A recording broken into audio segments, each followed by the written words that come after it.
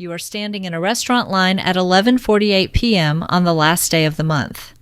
You were not planning to eat out, but your card has a $10 credit that expires tonight, so suddenly a $40 meal feels like a smart financial move. It is not, at least not automatically. That is the strange power of a statement credit. It can look like money saved while quietly turning into money spent. A card can advertise hundreds of dollars in annual credits, but the useful number is not the biggest number on the benefits page. It is the amount that genuinely reduces spending you would have made anyway. This video is not a ranking of cards. It is a way to test any card that comes with credits: dining credits, rideshare credits, hotel credits, shopping credits, subscription credits, or anything else with a deadline and a rule book. One rule comes first. Rewards only make sense when you pay your statement balance in full and avoid interest. This is educational content, not financial advice. Card terms and benefits can change, so always verify current details directly with the issuer before applying. Here is the coupon book test. Before you count a credit as value, ask 5 questions. Would I buy this anyway? Would I buy it from this merchant? Would I buy it at this time? Does the credit make the total purchase more expensive? And can I use it without turning my life into a monthly checklist? If the answer to those questions is mostly yes, the credit may be useful. If the answer is mostly no, the credit is not free money. It is a coupon asking you to change your behavior. Start with the first question. Would you make this purchase anyway? The American Express Gold Card is a useful real-world case.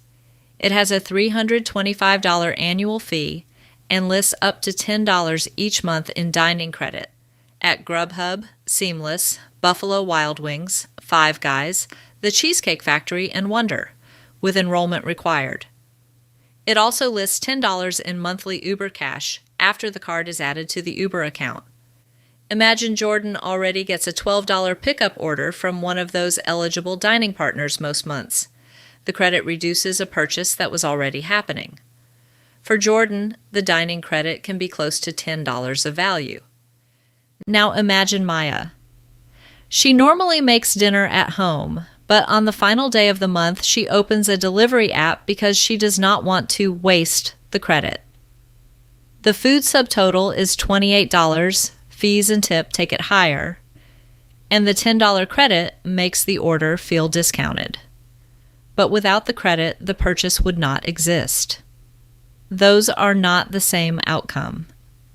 Jordan used a benefit. Maya reacted to a deadline.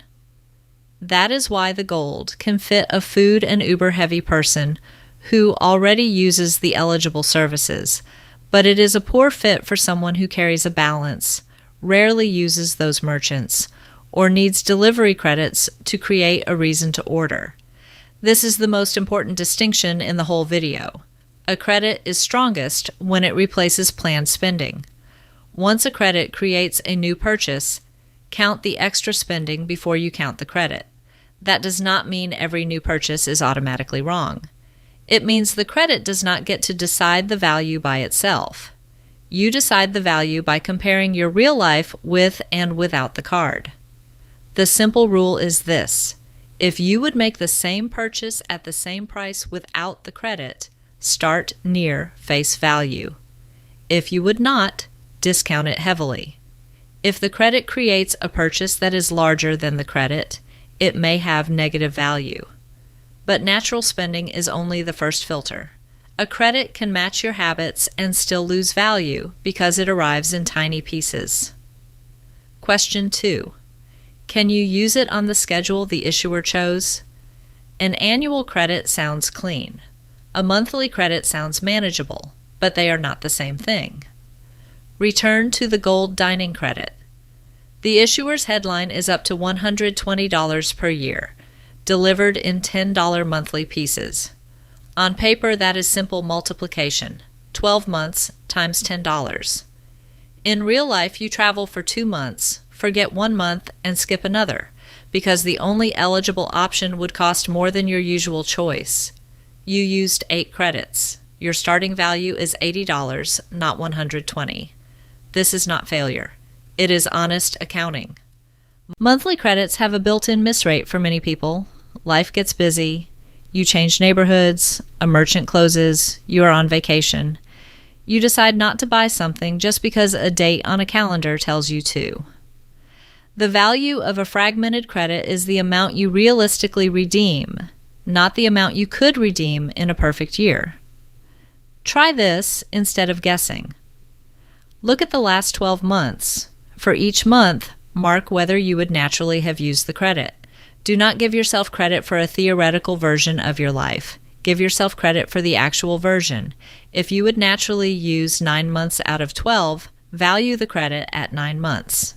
If you would use 3, value it at 3. The card does not become bad because you do not use every coupon. It simply may not fit your routine. Timing leads directly to the third question. Would you buy it from this merchant, through this channel, under these rules? The words around a credit can matter more than the number printed next to it. A credit can require enrollment. It can work only at selected merchants. It can exclude certain locations. It can require a portal, a minimum stay, a particular type of purchase, or a specific reset period. Here is a real travel example. The Chase Sapphire Preferred has a $95 annual fee and offers up to $100 in statement credits each account anniversary year for hotel stays purchased through Chase Travel. That can be useful for someone who already books a qualifying hotel through Chase Travel. It is not an automatic $100 win for someone who normally books direct, prefers a different site, or cannot find a comparable stay through the portal. That viewer should avoid counting this credit at face value. The right comparison is not credit versus zero. It is Chase Travel versus direct booking with the same dates, room type, cancellation policy, taxes, and benefits. If the portal route costs $20 more, a $100 credit starts as an $80 advantage before you even ask whether you wanted that hotel. The same logic applies to a shopping credit.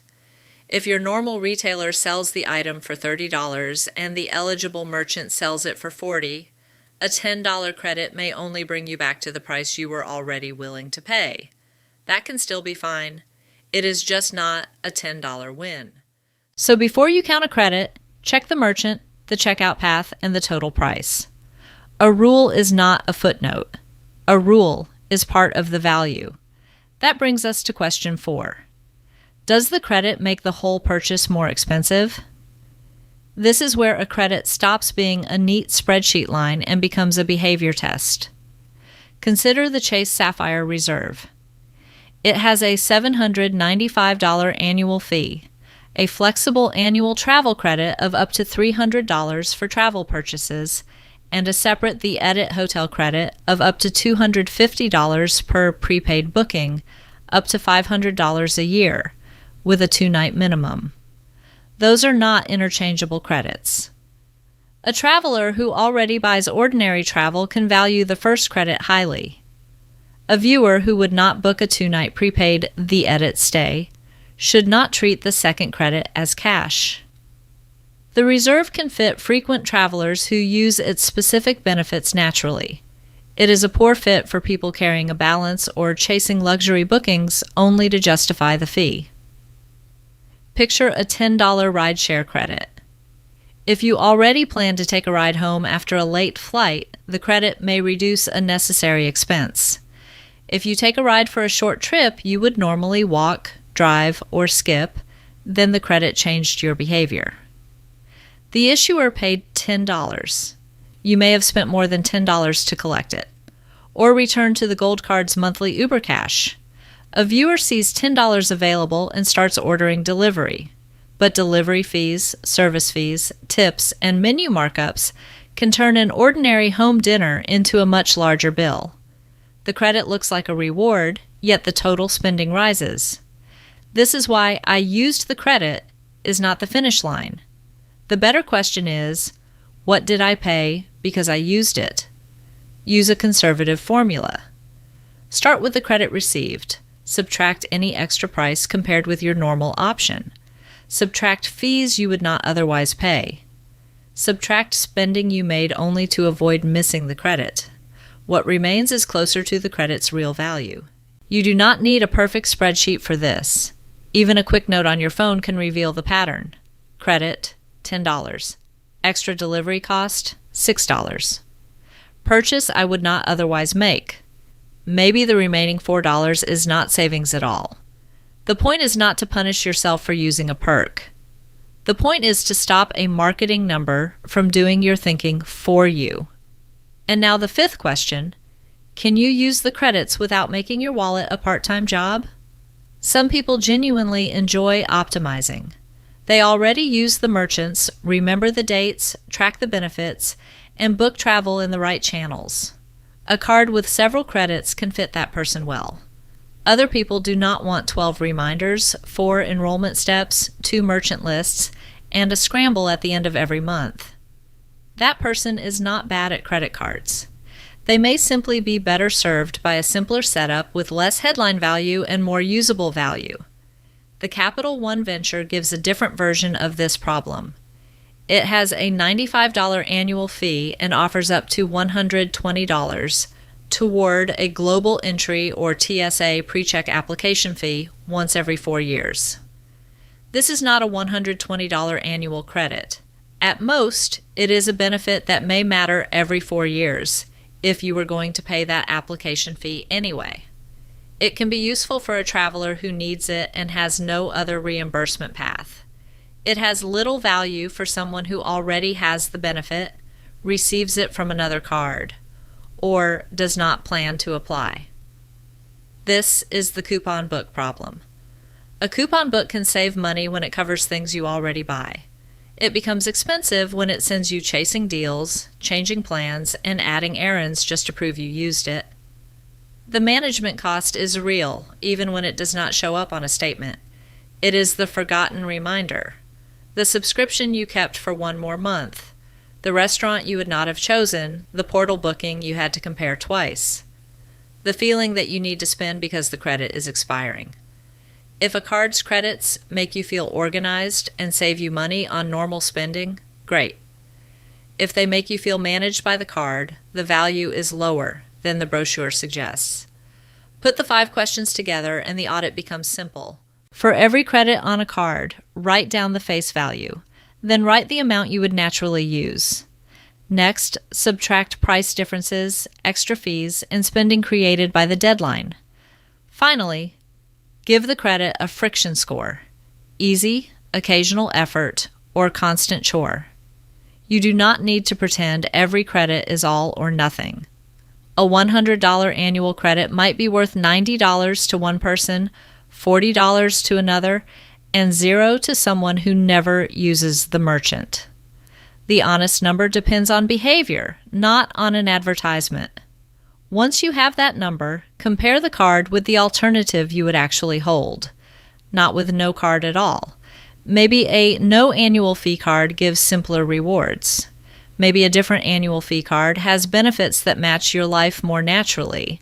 Maybe the right move is to keep the card for now and audit it again before the next annual fee appears. This is especially useful in year 2. New card excitement can make a long credit list feel productive.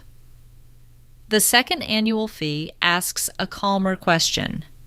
Did this card save money, or did it keep me busy? Here is the callback to that late-night restaurant line.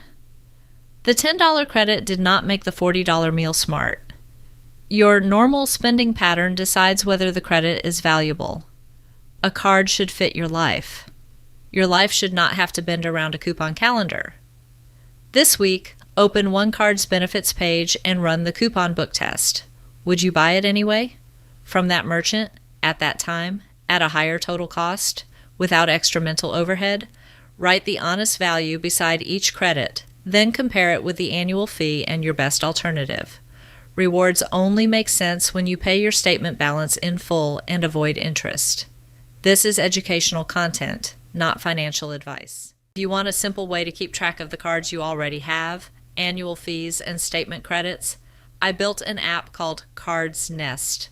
Scan the QR code on screen to check it out. CardsNest is independent. Always verify card details directly with the issuer before applying.